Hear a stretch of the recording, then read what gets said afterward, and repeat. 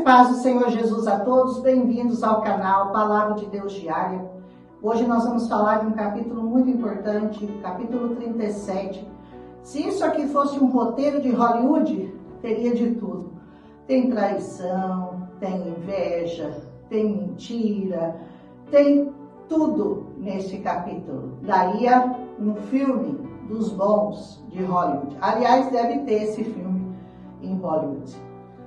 Esse é o capítulo em que José vai ser vendido por seus irmãos para o Egito. E esse capítulo vai mudar toda a história do povo de Israel. Veja bem como que aconteceu. Não esquece de deixar seu like, por favor, porque vocês esquecem. Não esquece de deixar um like, deixar um comentário, se possível, compartilhar com mais pessoas, porque é muito importante conhecer a palavra de Deus. Eu sei que se você está aqui é porque você concorda com isso, que é muito importante. Então diz assim que habitou Jacó na terra das peregrinações do seu pai. Aonde? Na terra de Canaã. Capítulo 37 de Gênesis. E aí fala das gerações de Jacó. José tinha 17 anos, ele apacentava ovelhas. Estava sempre com os irmãos, com os filhos de Zilpa, os filhos da Bila, as mulheres do pai dele. Só que tinha uma coisa, ele sempre trazia uma má fama deles a seu pai, ou seja, ele era um dedo duro. Ele ficava entregando os irmãos, tudo que os irmãos faziam de errado, ele ia lá e contava para o pai. E isso deixava os irmãos deles muito enfurecidos com ele, certo? E acontece também, como nós já sabemos, que o Ismael amava mais o José do que todos os outros seus filhos. E isso ficou muito notório quando ele colocou José por último lá na fila para encontrar com Esaú, de medo que o Esaú matasse todos, pelo menos o Jacó era o único, o José era o único que teria uma chance de escapar, porque ele estaria mais longe das fileiras.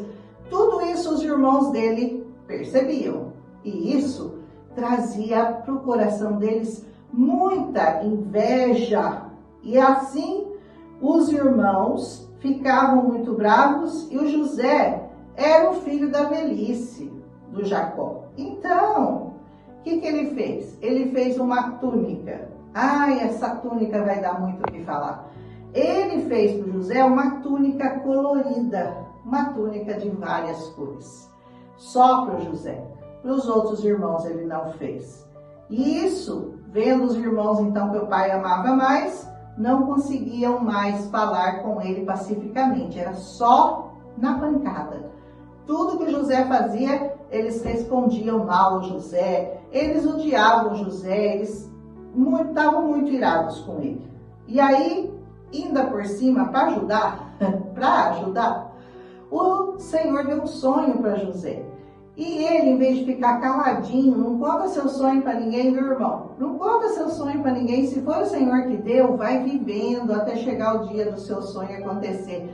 Mas o José, na sua inocência, 17 anos, ele sonhou, o Senhor deu o sonho para ele, ele foi lá e contou para os irmãos. Aí no sonho dele, ele falou que ele tinha, que ele era um molho no meio do campo, e diz assim, que o molho dele se levantava e ficava em pé. E o molho dos irmãos que rodeavam ele se inclinavam a ele. Meu Deus, olha só.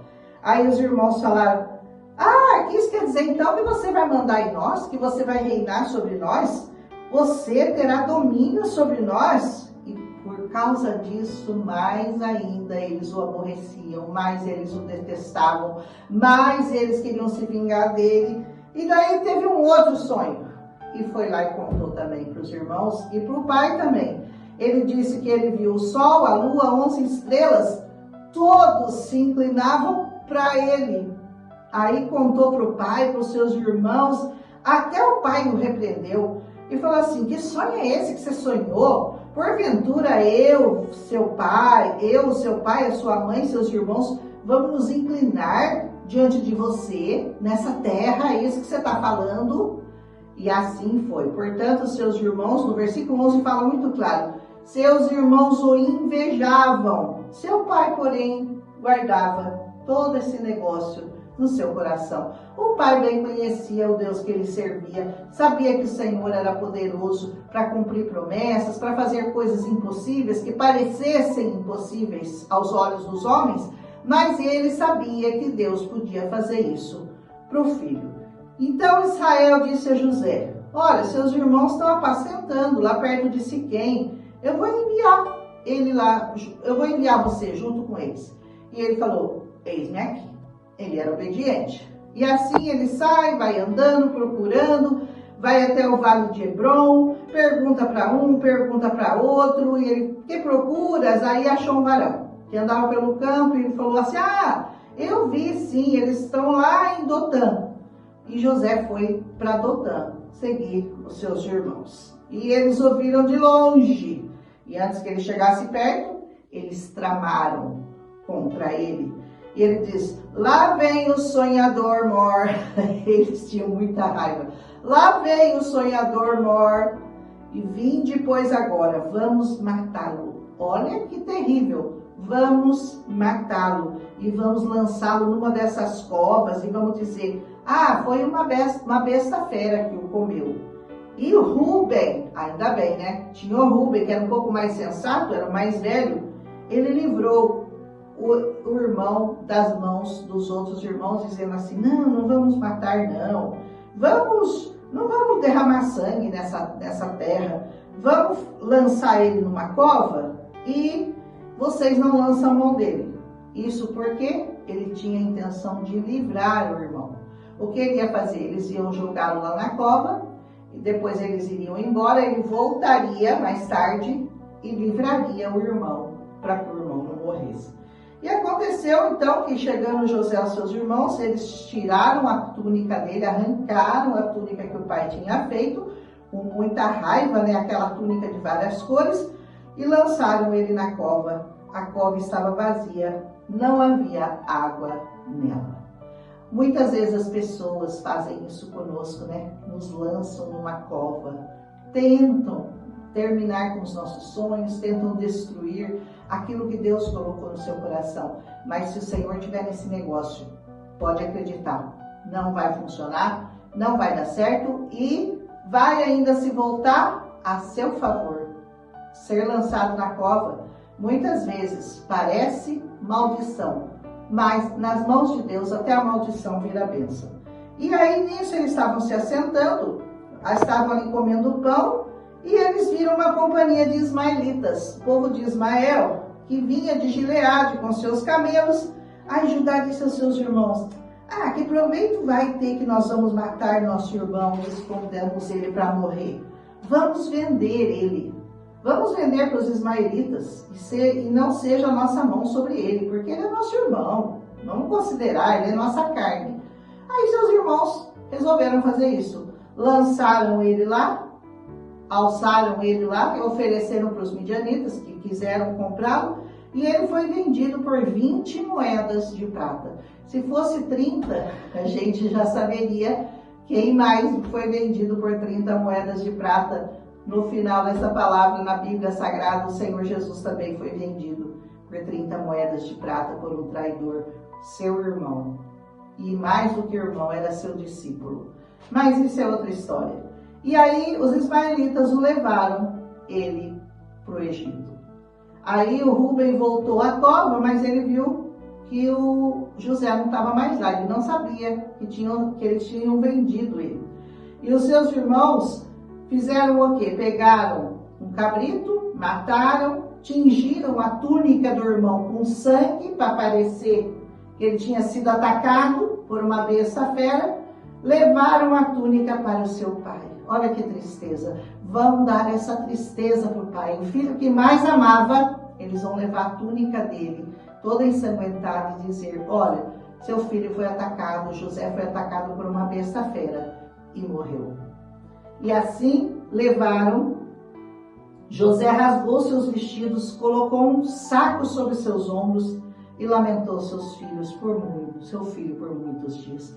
Quanto choro, quanta tristeza, quanta dor eles provocaram no seu próprio pai. Por causa do quê? Por causa de um sentimento terrível que está no ser humano, que é a inveja. A inveja traz um monte de coisas negativas. É um dos 7 pecados capitais.